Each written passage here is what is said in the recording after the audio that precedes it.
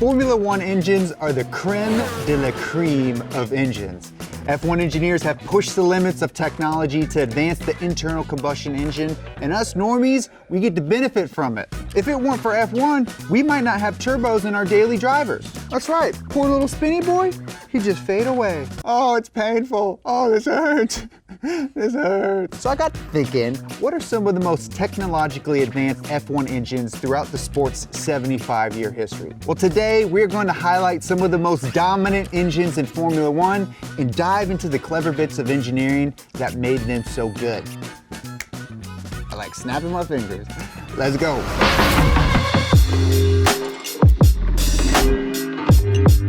A big thanks to car insurance comparison site, The Zebra, for sponsoring today's video. There are a couple things I consider myself an expert at: pedagogics, motorcycles, and teaching people how to burn through some money. Trust me, I'm an expert. Problem is, I burn through a lot of money on insurance with all my vehicles. That's why I turned to the experts at The Zebra to compare my insurance needs. They're the nation's leading comparison site, fueled by an industry-leading research report, with accessible and easy to understand consumer resources. All they want for you is to get the best insurance policy for you in a faster, simpler, and easier to understand way. And even better, they have no stake in the policy you choose, so you know you can trust them. Oh, and they also want to make sure you don't burn through money like this.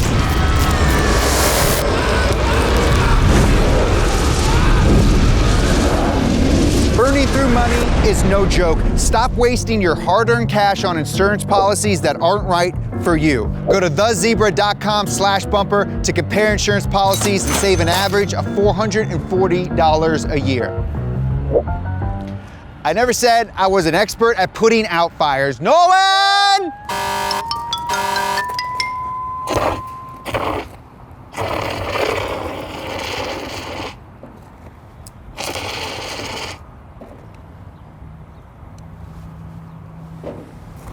Heck yeah, dude. That was a good job, man. In 1966, the FIA changed the rules up and allowed F1 teams to use engines with double the displacement from the previous year. This opened up the doors for constructors to experiment with unique engine layouts with more complicated internal workings. There were H16s, V12s, and even supercharged inline fours. But the layout that set the bar for success for the next 15 years went to the V8, the Ford Cosworth DFV.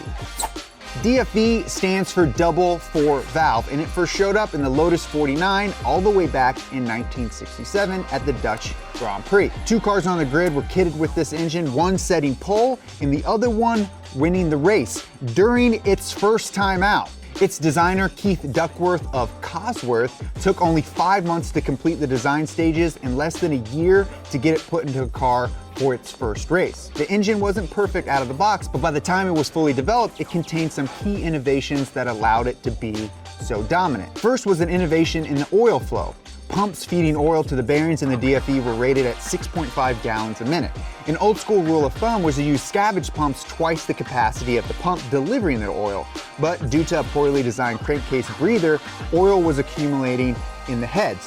So Mr. Duckworth designed a new scavenging system that used a lobe-style pump, much like a supercharger, that could remove 55 gallons a minute. It was so good that it created negative pressure internally, sucking oil through the passages that lubricated the internals, solving his oil accumulation problem. Second was an innovation in the timing gears. In the DFV's first outing, the Lotus on pole was unable to finish the race because the teeth on his timing gears broke off. The other Lotus that won also had a single tooth broken off, but luckily was still able to limp through and win. The reason the teeth on the timing gear were failing was due to crank torsional vibrations that resonated that timing gear at certain RPMs. The engine would produce very short hits of peak torque, called stab torque, that would cause vibration and resonance issues. Over the course of a race, these vibrations would fatigue the metal gear.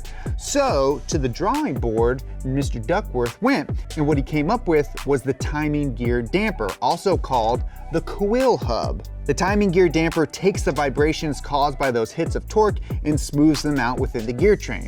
Duckworth used 12 tiny quill shafts that would rotate up to 1.5 degrees, transferring rotational movement from the center hub to the outer ring gear, dampening the spike in torque so there wasn't a resonance problem. The design was so good, they still use it today in current gen F1 engines. Between 1968 and 1982, cars with the Ford Cosworth engine had 131 pole positions, 155 wins, 12 drivers' championships, and 10 constructor world titles. It's the only engine to have a 100% win percentage throughout a season, and it did it twice. Because the DFE was so reliable that by 1973, the only other engines on the track came from Ferrari, BRM, and Techno. Lotus, Tyrrell, McLaren, Brabham, Williams, Hesketh, March, Shadow all used the DFE, but just like college relationship, the double 4 valves dominance couldn't last forever, thanks in part to the spinny board. Oh, I'm coming back. Oh, it feels great. I'm so important. The DFE's reign came to an end thanks in part to the turbocharger. The 80s were the turbo takeover. Basically, everyone was using a turbo, but it was BMW that pushed the spinny boy to new heights. The M12/13 turbo is the most powerful engine to ever come out of F1, and it's an inline 4.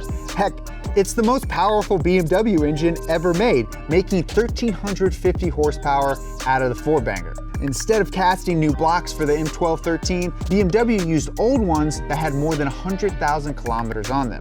They did this because they thought that if there were any weak points in the block, it would have failed by 100,000 kilometers. These old M10 engine blocks from 1961 originally only made 80 brake horses, but BMW's thought process was, well, if this block made it 100,000 kilometers on 80 horsepower, it can make it 2 laps around the track with 1,350 horsepower. I say 2 laps because that's all the Benetton BMW needed. The rules for qualifying during this time were a bit different. So teams would use their qualifying engines, qualifying gearbox, and even qualifying tires that would only last a few laps before the engine would seize, the gearbox would get destroyed, or the tires would blow apart. BMW's inline 4 used a single triple K turbocharger that was almost the size of the engine itself. And during qualifying, they ran it with 5.5 bar of boost. That's 80 PSI. That's 80 pounds more boost than low car made. To get that 80 pounds of boost, they sealed off the wastegate, the device used to regulate the amount of exhaust gas that can spin the impeller. A vacuum line runs from the compressor side of the turbo to the wastegate to sense boost pressure. As your boost builds up, the pressure in that line also builds and opens up a valve inside the exhaust housing. That lets some of the exhaust bypass, limiting the speed of which the turbine wheel can spin. It creates a leak to slow your turbo. So by sealing off the wastegate, you can get the turbo to spin faster than it was engineered to spin, producing more boost in the process. It's gonna fail with that much boost, but you just need it not to fail for 1 or 2 laps. Now, I don't know how true this part is, but it was so weird that I at least had to mention it. Not only were the blocks pulled from cars that had 100,000 plus kilometers on it, they were hardened with urine. Case hardening is a process where you harden the surface of a metal while keeping the internal metal molecules more soft and ductile.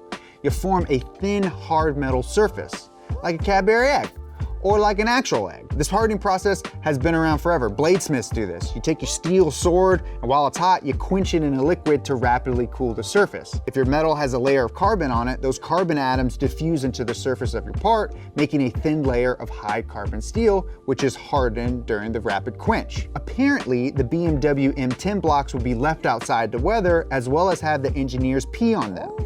The nitrogen in urine has a nitriding effect that forms hard crystals on the surface of the metal, a type of hardening. The main advantage of the inline 4 M12 over its competitors at Renault and Ferrari, who were using a V6 design, was its simplicity. It had 1 less turbo, 2 less cylinders, 8 less valves. This let the BMW engine have lower frictional losses and therefore produce less heat. But even though it had less moving parts, towards the end of its run when it pushed into the 1,000+ horsepower range, the engine's reliability suffered.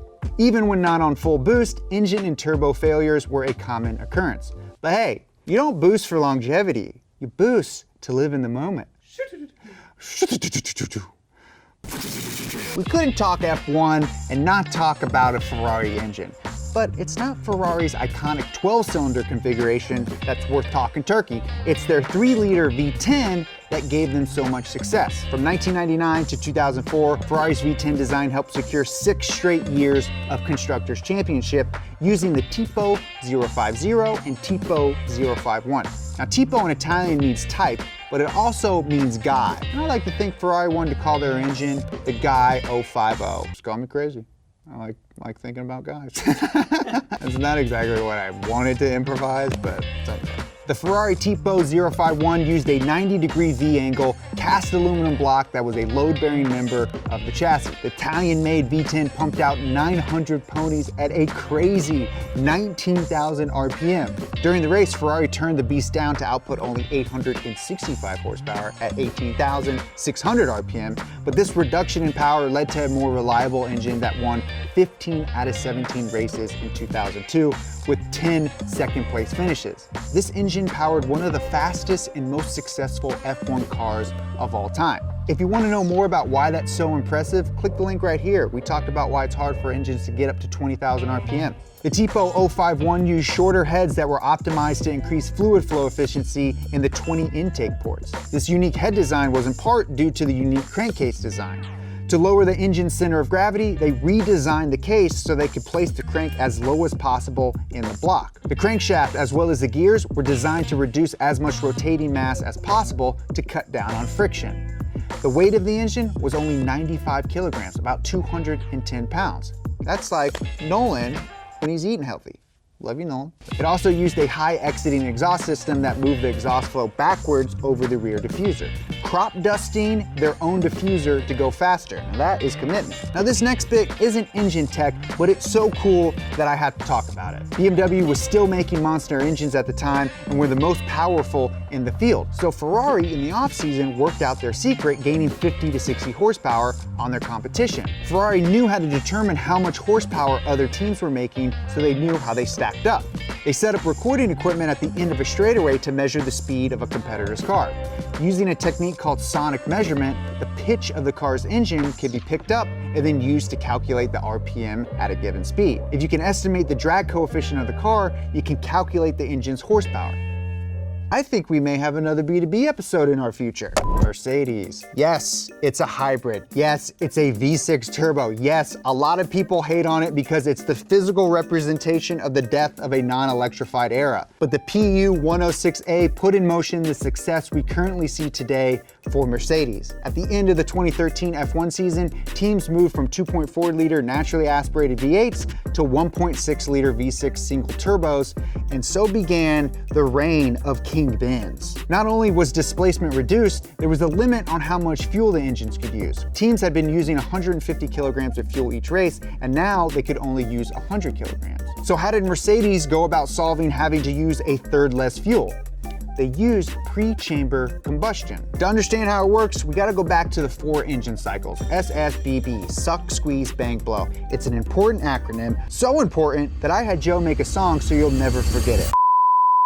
Suck, squeeze, bang, blow, suck, squeeze, bang, blow, suck, squeeze, bang, blow, gas it up and off you go. Suck, squeeze, bang, blow, suck, squeeze, bang, blow, suck, squeeze, bang, blow, gas it up and off you go. Suck, squeeze, bang, blow, suck, squeeze, bang, blow, suck, squeeze, bang, blow, gas it up and off you go. Suck, squeeze, bang, blow, suck, squeeze, bang, blow, suck, squeeze, bang, blow, gas it up and off you go.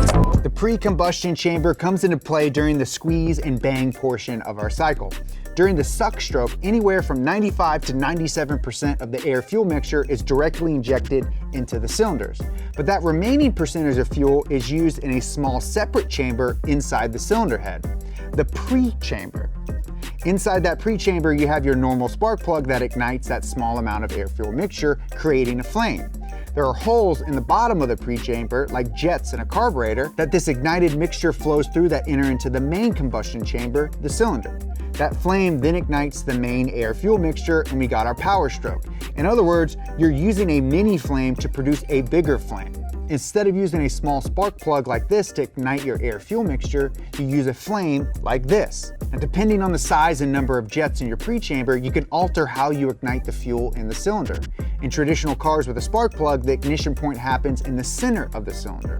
With these pre-chamber jets, the ignition happens from the outside inwards. So what does this have to do with efficiency? To achieve better fuel efficiency, it's necessary that there's a gradual development of heat and expansion of gases. Rather than a single spark that creates a rapid form of heat, by gradually increasing your flame and positioning that flame at the right spot, you burn the entire mixture inside the cylinder. You get more power, needing less fuel while creating less pollutants and unburned fuel. Pre-chamber technology has been around for a long time. There are diesel engines that used them all the way back in the 30s. The novel thing that Mercedes did was develop a way to tune the engines for efficiency or more power using a single injector. For instance, say you want to create more power for a qualifying run. Well, you want to have your injectors dump more fuel into the main cylinder. But now you're Lewis Hamilton and you got a nice healthy lead because all you do is win. Well, you want to conserve fuel. So you can actively change the injector to squirt a more lean mixture, saving fuel in the process. They created a way to have a single injector act as two, where you can actively change the injector to squirt a more lean mixture into the main chamber while maintaining the same amount of fuel into the pre-chamber. That had never been done before, and it left Ferrari and all the other teams scrambling to figure out how Mercedes was doing it. And apparently, even if they did figure it out, it hasn't worked because they fucking won all it. That's just one of the few things that Mercedes did to kick everyone's butt for the last 7 seasons. If you want to know more, you should watch this episode on why Mercedes built the most unbeatable F1 car. Now, before everyone loses their goddamn mind, I know there are a lot more engines we could have included here on this list, and I want to do a second episode, look at engines built by Honda, Renault, Williams. So if you want to see any of the tech behind those engines, drop a comment down below. I pin through the comments. I'm here in the first hour, so if you want to say something personal, get at me, bro. So if you want to see those or the tech behind any other F1 engine, drop a comment below. Follow us on Instagram here at Donut Media. Follow me at Jeremiah Burton. Until next week, bye for now.